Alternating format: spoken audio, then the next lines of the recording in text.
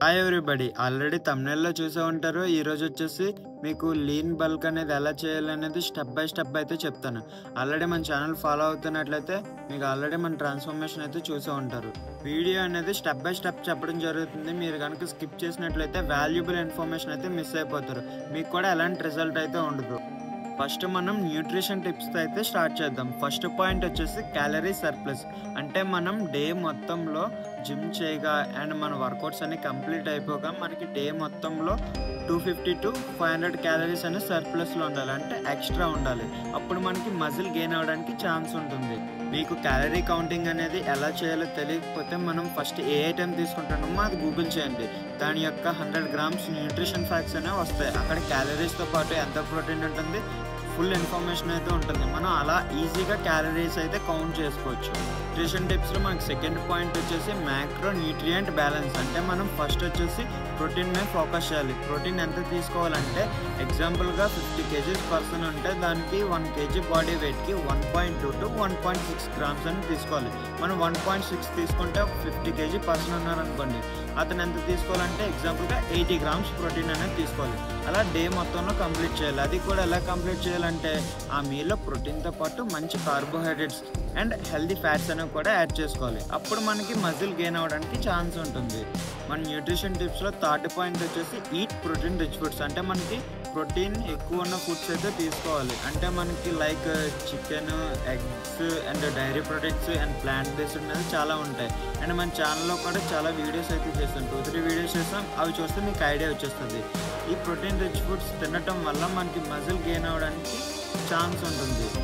మన ట్రైనింగ్ సెక్షన్లో first tip వచ్చేసి బేసిక్ వేరియేషన్స్. అంటే మనకి జిమ్లో మనకి ఎగ్జాంపుల్గా చెస్ట్ ఉందనుకోండి, బేసిక్ వేరియేషన్స్ చేయడానికి అయితే ట్రై చేయండి. ఎగ్జాంపుల్గా చెస్ట్కి bench press, dumbbell press, pec fly, pushups ఇలాంటివి చేయడానికి అయితే ట్రై చేయండి. చాలామంది వరస్ట్ మూమెంట్స్ అయితే చేస్తారు. ఎగ్జాంపుల్గా dumbbell pullover, table flies, something ఇంకా చాలా ఐటమ్స్ ఉంటాయి. దానివల్ల మనకి మజిల్ మైండ్ కనెక్షన్ లేకపోవడం వల్ల మీకు ఆ చెస్ట్ మజిల్ అనేది వర్క్ అవ్వకపోతే మనం తీసుకున్న ఫుడ్ కూడా వాల్యూ ఉండదు. కాబట్టి ఫస్ట్ మీరు బేసిక్ వేరియేషన్స్ మీద ఫోకస్ పెట్టండి. అప్పుడే మీరు మజిల్ గెయిన్ చేయడానికి ఛాన్స్ ఉంటుంది. రెస్ట్ మూమెంట్ అన్నానంటే అది చెస్ట్ మజిల్కే వర్క్ అవుతుంది. కాకపోతే మీకు మజిల్ మైండ్ కనెక్షన్ అనేది ఉండకపోవడం వల్ల మీకు ఆ చెస్ట్ మజిల్ అనేది ఎంగేజ్ అవ్వకపోతే మనం తీసుకున్న ఫుడ్కి కూడా వాల్యూ ఉండదు. కాబట్టి ఫస్ట్ మీరు బేసిక్ వేరియేషన్స్ మీద ఫోకస్ పెట్టండి అని చెప్తున్నాను. ఓకే, మీకు మజిల్ గెయిన్ చేయడానికి కూడా బేసిక్ వేరియేషన్స్ అనేవి చాలా యూజ్ అవుతాయి. అండ్ ఇప్పటికీ కూడా నేను బేసిక్ వేరియేషన్స్ అయితే చేస్తాను. ఎలాంటి పడితే అలాంటి మూమెంట్స్ అయితే ట్రై చేయను, ఎందుకంటే నాకు మజిల్ అనేది ఈజీగా గెయిన్ చేసుకోవాలి. మీకు బేసిక్ వేరియేషన్స్ అనేవి ఏమేమి చేయాలో తెలియకపోతే మన ఛానల్లో బిగినర్స్కి వీడియోస్ అయితే చేశాను. చెస్ట్కి, బ్యాక్కి అండ్ ట్రైసెప్, బైసెప్, సంథింగ్ అన్ని మజిల్స్కి అయితే చేశాను. ఇవన్నీ బేసిక్ వేరియేషన్స్ అయితే చెప్పడం జరిగింది. ఇప్పటికీ కూడా నేను కూడా బేసిక్ వేరియేషన్స్ ఫాలో అవుతాను.